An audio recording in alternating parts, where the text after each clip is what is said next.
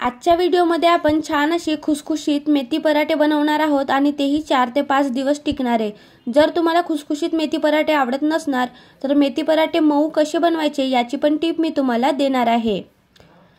तर मेथी पराठे बनवण्यासाठी मी इथे मेथी तोडून घेत आहे। मी घरचीच मेथी वापरत आहे। बघू शकता तुम्ही ही मेथी छान अशी मोठी झालेली आहे। आता आपण ही मेथी तोडून घेऊया।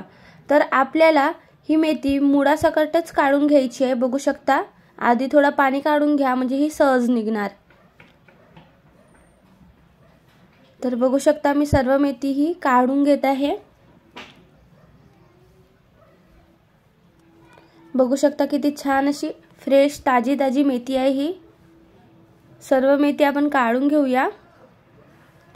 मेथी बरोबरच मी कोथिंबीर पालक पण घरी लावलेली आहे। बघू शकता तुम्ही। तर आता मी येथे सर्व मेथी तोडून घेतलेली आहे। आता आपल्याला ही मेथी धुवून घ्यायची आहे म्हणजे ही माती निघून जाणार। तर बघू शकता आधी हे छान असे मुळे धुवून घ्यायचे म्हणजे माती सर्व निघून जाते। त्यानंतर आता आपण सर्व मेथी छान अशी धुवून घेऊया।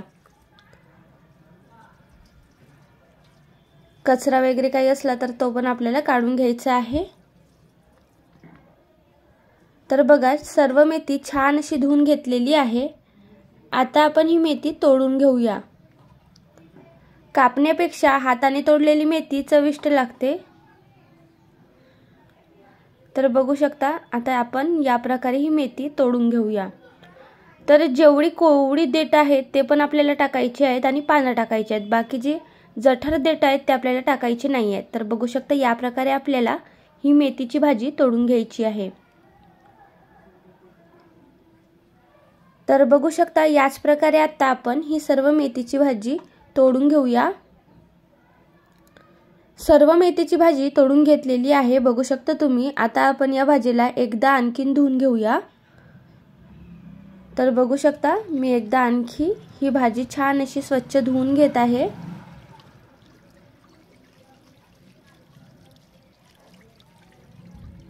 भाजी छान अशी स्वच्छ धुवून घेतलेली आहे। तर चला आता आपण मेथी पराठे बनवायला सुरुवात करूया। एक मोठा वाटा किंवा कोहपरा घ्यायचा आहे। त्यामध्ये आपल्याला ही मेथीची भाजी टाकायची आहे। मेथीची भाजी टाकल्यानंतर यामध्ये आपल्याला एक मोठी वाटी गव्हाचं पीठ टाकायचं आहे। तुम्ही यामध्ये थोडासा तांदळाचं पीठ पण टाकू शकता। त्याचबरोबर एक लहान वाटी बेसन टाकायचं आहे। बेसन टाकल्यामुळे ते छान असे खुसखुशीत होतात। त्यानंतर थोडं कोथिंबीर टाकायचं आहे। कोथिंबीर टाकल्यानंतर आता आपल्याला ओवा टाकायचा आहे। ओव्याला छान असं मरगडून घ्यायचं आहे। ओवा टाकल्यानंतर आता मी लसूण मिरची आणि जिऱ्याचा हा ठेचा करून घेतलेली आहे तो इथे मी टाकलेली आहे।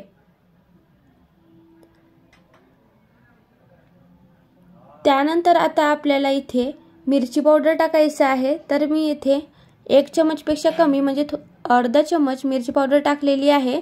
त्याचबरोबर थोडीशी हळदी पावडर आणि आता आपल्याला इथे चवीनुसार मीठ टाकायचं आहे। तर मीठ मी इथे अर्धा चमचच मीठ टाकत आहे। तुम्ही तुमच्या चवीनुसार टाका। अर्धा चमचाने थोडंसं टाकलेली आहे मीठ। आता आपल्याला या सर्वांना छान असं मिक्स करून घ्यायचं आहे।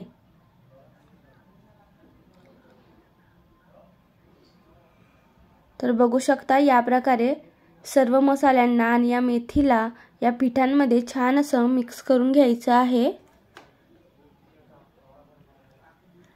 छान असं मिक्स करून घेतलेलं आहे। आता आपल्याला इथे पाणी टाकून भिजवून घ्यायचं आहे आणि छान असं घट्ट भिजवायचं आहे। म्हणजे आपण पोळीसाठी पीठ भिजवतो त्यापेक्षा घट्ट भिजवायचं आहे म्हणजे आपल्याला छान असा पातळ पराठा लाटता येणार। तर बघू शकता थोडं थोडं पाणी टाकून आपल्याला छान असा याचा घट्ट गोळा करून घ्यायचा आहे म्हणजे छान घट्ट भिजवून घ्यायचा आहे। तर बघू शकता या प्रकारे आपण भिजवून घेतलेले आहे हा पीठ। आता आपल्याला याचा छोटासा गोळा तयार करायचा आहे म्हणजे याचा पराठा लाटायचा आहे। तर आपल्याला छोटे छोटे गोळे करून याचे पराठे लाटून घ्यायचे आहेत। तर बघू शकता या प्रकारे आपण छोटासा गोळा घेतलेला आहे। आता आपण याचे पराठे लाटून घेऊया।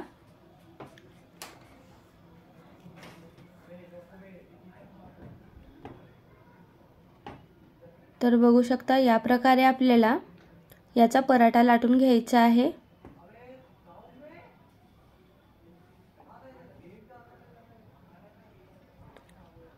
जर पराठा चिपकत असणार तर तुम्ही त्याला पीठ लावत जा आणि लाटत जा। तव्यावर टाकायच्या आधी पीठ छान असं झटकून घ्यायचा। तर बघू शकता या प्रकारे आपल्याला छान असा पराठा लाटून घ्यायचा आहे। तर बघू शकता तुम्ही पराठा लाटून झालेला आहे।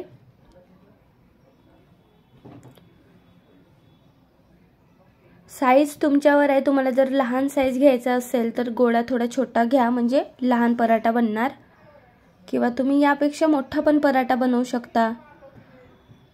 तर बघू शकता इथे आपला हा मेथी पराठा लाटून झालेला आहे। तव्यावर टाकण्याआधी याला छान असं झटकून घ्यायचं।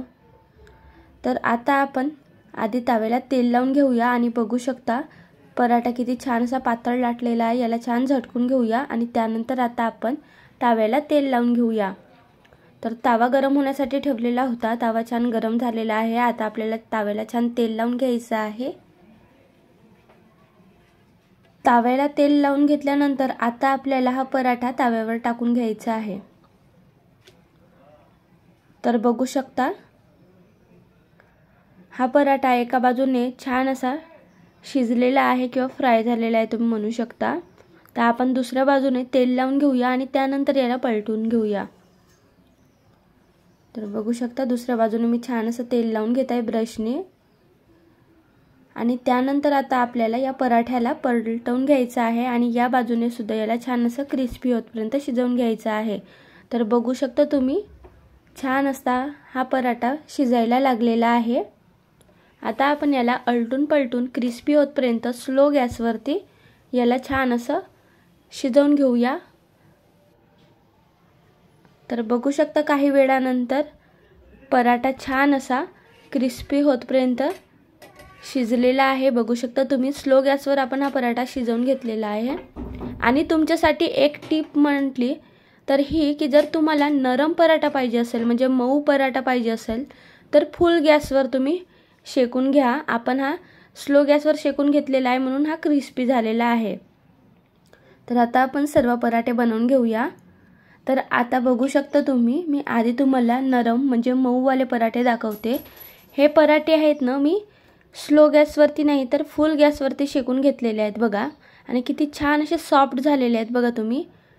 आणि तुम्हाला तेव्हाच्या तेव्हा म्हणजे त्वरित खायचे असणार तर तुम्ही असे सॉफ्ट पराठे बनवू शकता फुल गॅसवर शेकून। गॅस स्लो अजिबात करायची नाही आहे हे पराठे शेकायच्या वेळेस। आणि त्यानंतर जर तुम्हाला या प्रकारे क्रिस्पी पराठे पाहिजे असणार, म्हणजे 5 ते 6 दिवस टिकणारे पराठे पाहिजे असणार, तर त्यासाठी तुम्हाला स्लो गॅसवरती हे पराठे छान असे क्रिस्पी भाजू द्यायचे आहेत। बघू शकता या प्रकारे किती छान असे क्रिस्पी खुसखुशीत झालेले आहेत बघा, किती खुसखुशीत झालेले आहेत हे पराठे, अगदी परफेक्ट 5 ते 6 दिवस हे टिकणार। तर 5 ते 6 दिवस टिकण्यासाठी या प्रकारे बनवा, नाहीतर मग जेव्हाच्या तेव्हा खायचे असतील तर असे मऊ बनवा। तर आता सर्व पराठे आपले बनवून झालेले आहेत। बघू शकता तुम्ही खूपच सोपी पद्धत सांगितलेली आहे मी येथे मेथी पराठे बनवण्याची। एकदा तरी या पद्धतीने मेथी पराठे नक्की बनवा। आणि जर हा व्हिडिओ तुम्हाला आवडला असेल तर व्हिडिओला लाईक, शेअर, कमेंट आणि चॅनलला सबस्क्राईब करायला विसरू नका। धन्यवाद।